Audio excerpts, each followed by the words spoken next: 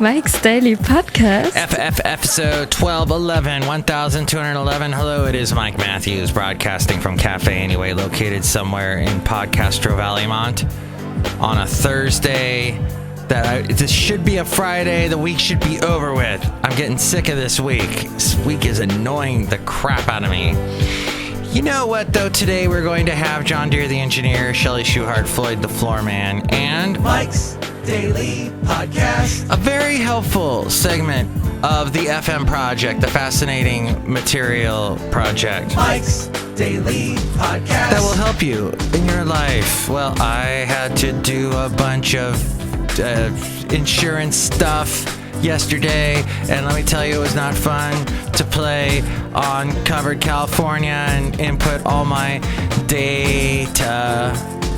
And now I think I'm gonna have to say late to Obamacare, and that's probably Mike's Daily Podcast. Just as well, because I'm full-time at my job and they offer health insurance. I just didn't take it right away. Mike's due to Daily confusion Podcast on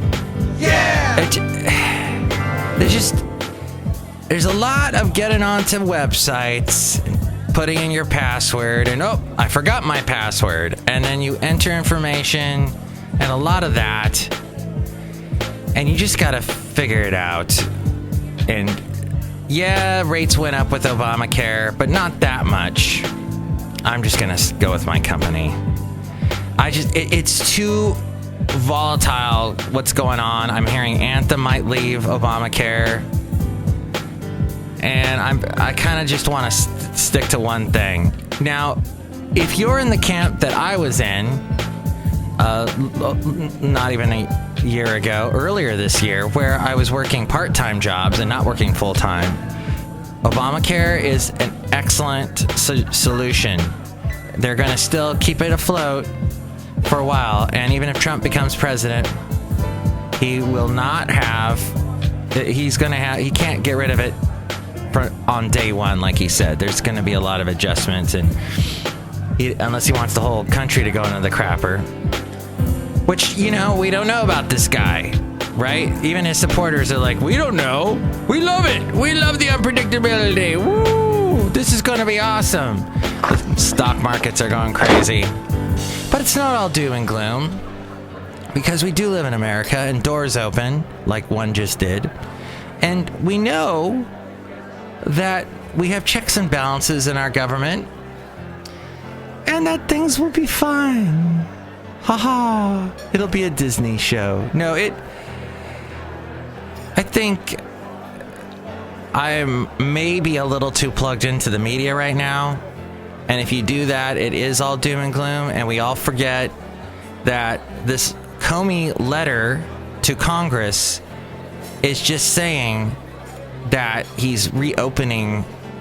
He's not reopening a case. The case is still open. Now, I heard caught some information, some wind blowing out of the airbags on the conservative radio world, that there was sources that say that somebody else just walked in, Hillary's emails were hacked when she was Secretary of State by several different countries.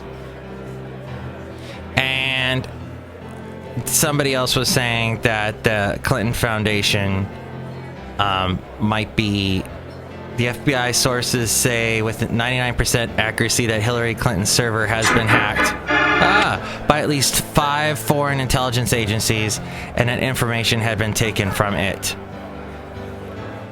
And that and then there's the Clinton Foundation that they're going after. So in all of this, the question about Trump's connection with Putin, who knows about that?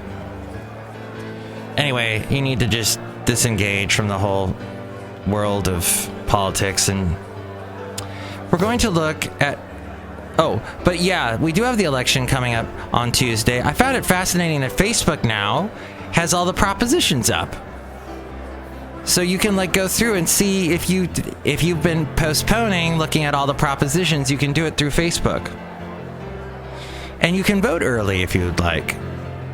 And people were whining. I was listening to this other thing, and once again, I need to disengage from the freaking media, but somebody was whining about, voting early is wrong.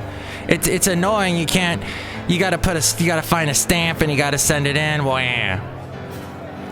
But voting early is the thing that millennials are doing more and more, and so it is the wave of the future. It is a tradition, voting early. We've been doing it for a long time in America.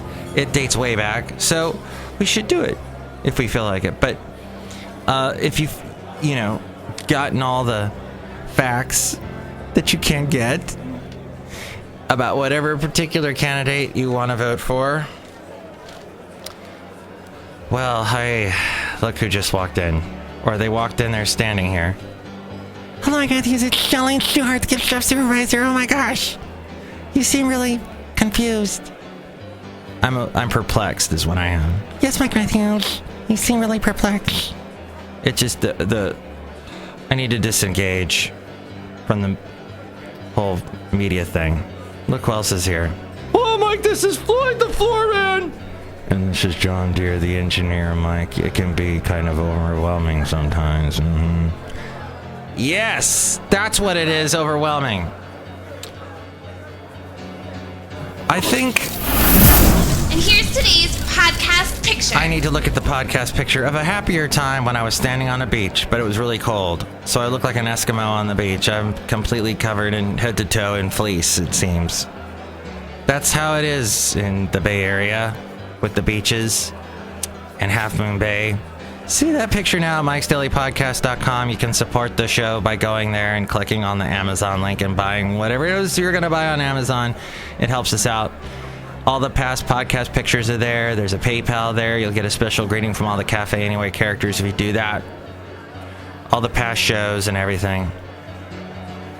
I was telling someone about how when I lived in Alabama, one of the jobs that I had as being program director of a radio station out there, my general manager told me, because we didn't have a morning show yet, he wanted me to drive 2 hours, stay at a hotel, and record the morning show using basically a radio and a tape recorder, record the morning show, and then bring back the recording so that he could hear it and see if he wanted to hire them, because I had no control over hiring the morning show.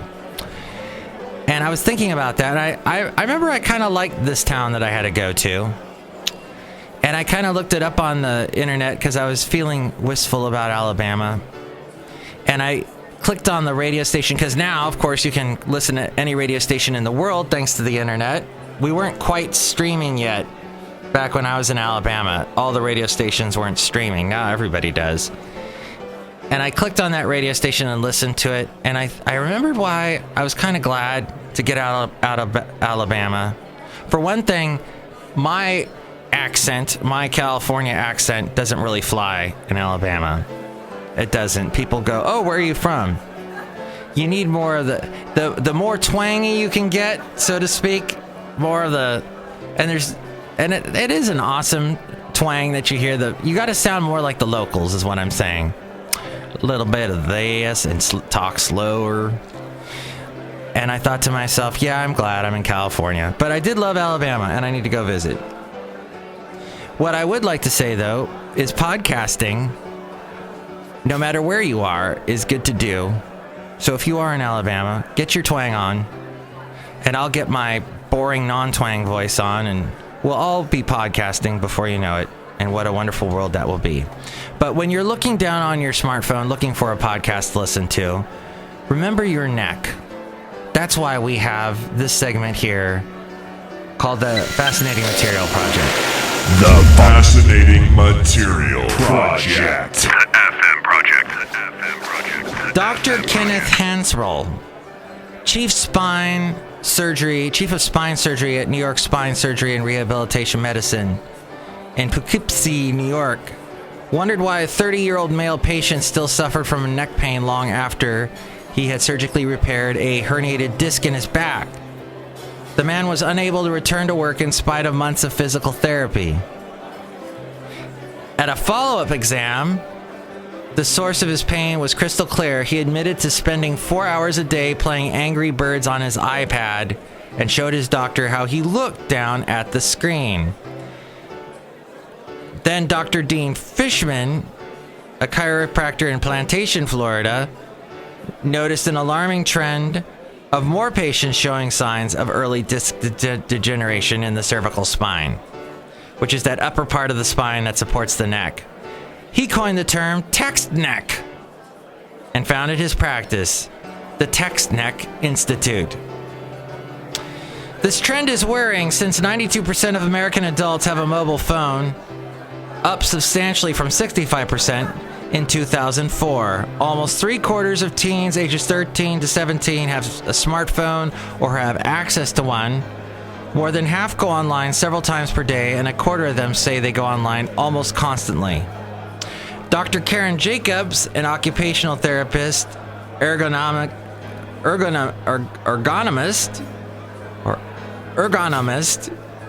somebody that works with ergonomics, clinical professor at Boston University, says, with all these new technologies, we are adopting more awkward postures and turtling it in, she says, as screens get smaller and smaller.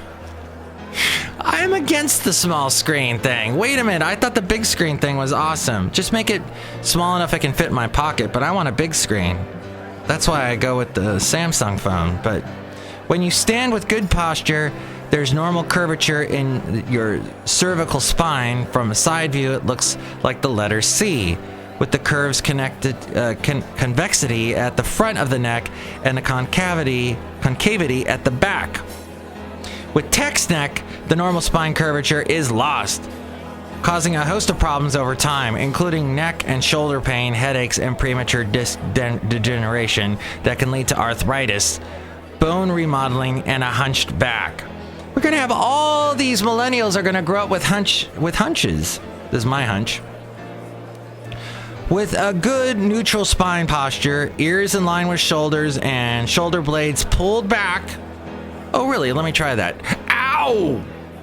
That's hard to do.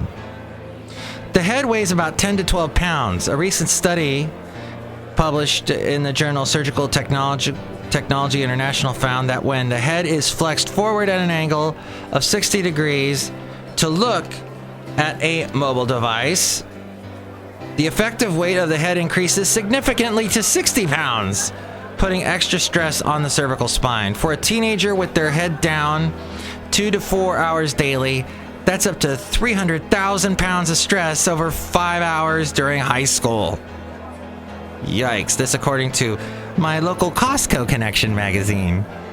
Do you know, Jerry Seinfeld has a joke for that he does in stand-up, where he says, I'm getting tired in culture with everyone in their smartphones, and you're trying to talk to someone and they're looking at you and they're like, oh yeah, uh-huh, and then they do the slow head down to look at their smartphones.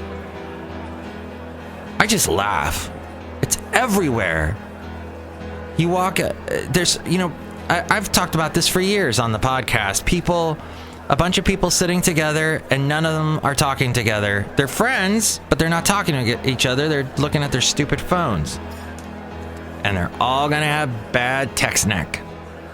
In a case study of patients 13 to 27, this Dr. Fishman instructed half of the participants to use their device at eye level every time, holding it up instead of down. The other half used their devices as usual. Both groups received physical therapy, exercise, and chiropractic treatment. After 1 month of care, patients in both groups reported decreased pain and showed improved results for range of motion and X-ray findings. Both those who used their devices at eye level experienced a significant greater correction in cervical spine curvature and happier emotions. So practice perfect posture. Stand and sit with a neutral spine with ears over shoulders and your shoulder blades retracted rather than hunching shoulders forward. Vary your posture, set limits, and take breaks. As soon as you feel uncomfortable, change your posture. Consider using a sit-stand desk. A free iOS and Android app called Stretch Break for Kids reminds kids to take breaks and demonstrates stretches. Bring devices up to eye level. Sit on the floor with your back to a wall, knees bent, holding the device on your knees. Place your tablet on a table and use a case that allows you to prop it at a higher angle so you don't have to tilt your neck. That won't make you stand out or anything, but you'll have a better neck. There's also make technology work for you. Use the talk to text function. Oh, that's smart. With the Siri on iOS or voice search on Android devices, and strengthen your neck muscles. Try neck and shoulder muscle strengthening exercises, such as the